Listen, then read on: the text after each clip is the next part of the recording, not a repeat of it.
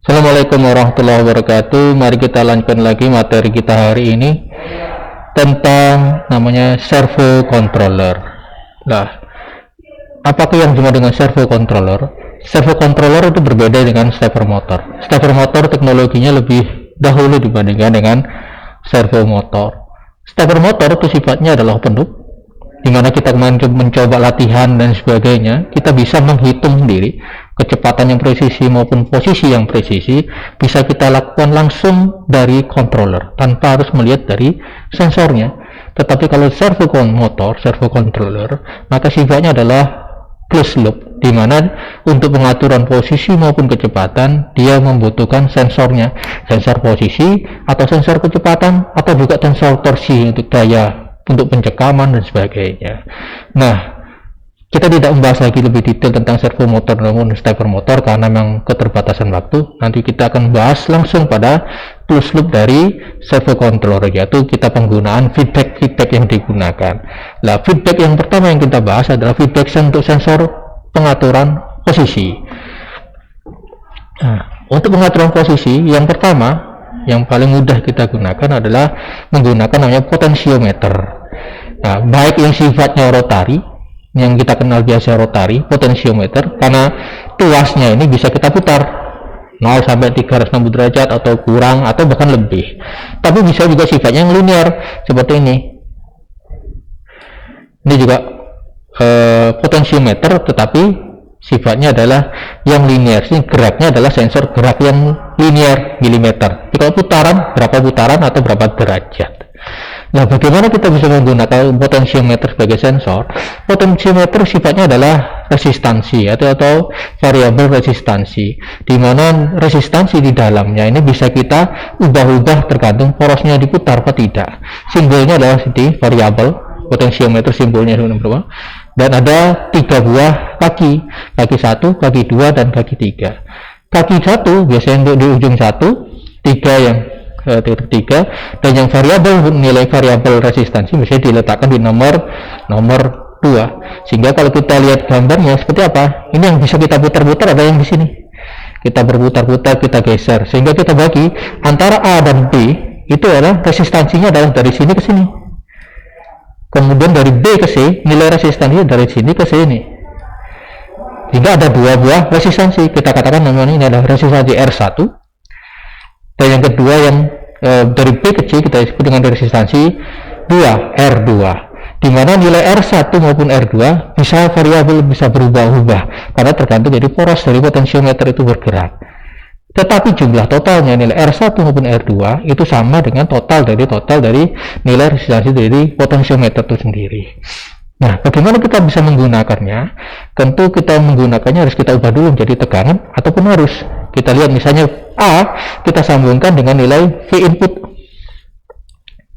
kemudian di C kita sambungkan dengan yang di ground, itu masuk di C, V inputnya masuk di A, maka yang B ini sebagai variabelnya yang kita untuk mendeteksi posisinya. Bagaimana kita bisa mengaturnya, mengubahnya?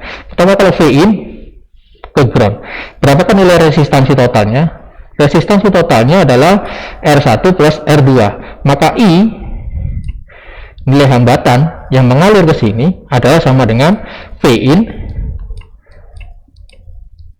dibagi dengan R1 plus R2. Itu adalah nilai arus yang mengalir pada potentiometer. Berapakah tegangan yang di titik B atau V out-nya? Maka I dikali dengan dari R2, maka V in dikali dengan R2 kali V in per dengan I adalah R1 plus R2, sehingga rumusnya adalah I dikali dengan R2 atau kali dengan V in per R1 plus R2, atau kita rumuskan dengan R2 dibagi dengan R1 plus R2 kali dengan V in, maka nilai R2, R1 2, tegangan V out ini bisa berubah tergantung dari porosnya, sehingga kita bisa gunakan untuk mendeteksi posisi, karena setiap posisi maupun di 0 derajat maupun posisi 360 derajat, posisi 180 derajat, 90 derajat memberikan nilai output yang berbeda-beda. Nah, sensor feedback yang kedua yang biasa digunakan adalah menggunakan resolver. Resolver ini biasanya kita menggunakan untuk yang sifatnya adalah AC. Kalau potentiometer bisa kita gunakan bagi DC maupun AC, tapi kalau resolver biasa kita gunakan untuk yang AC.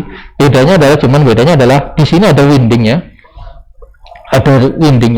kumparan di statornya yang sama letaknya.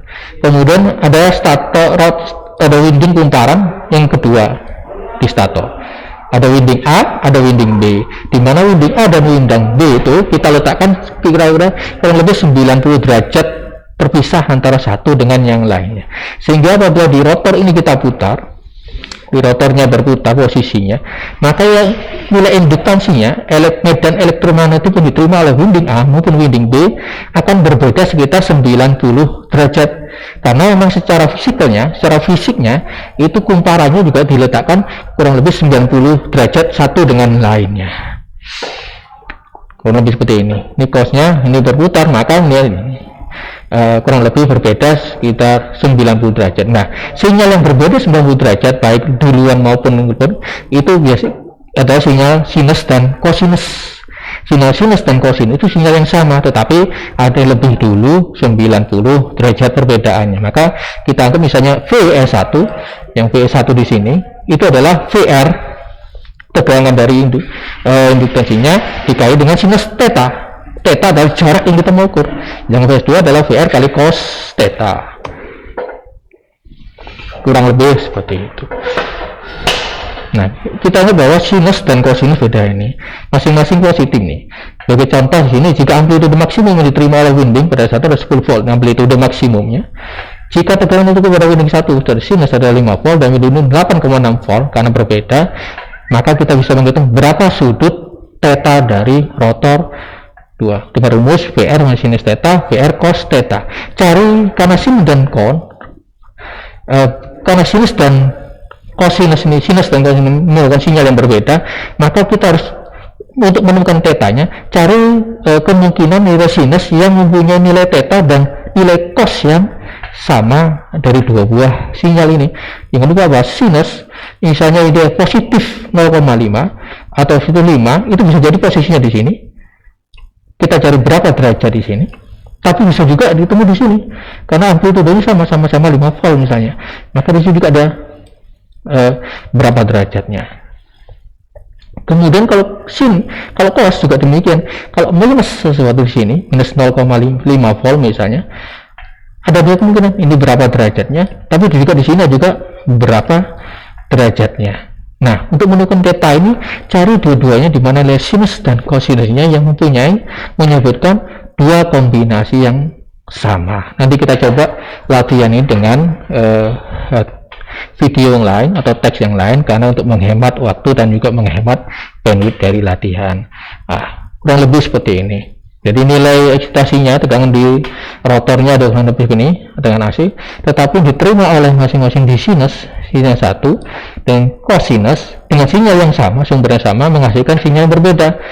Perbedaannya sekitar 90 derajat, di mana ketika nilai sinyalnya maksimum di sini satu sinus, maka jadi nilai minimum di cos, tapi maksimum di cos akan menghasilkan sinyal minimum di sinus. Perbandingan ada dua sinyal itu akan menunjukkan letak posisi dari rotor.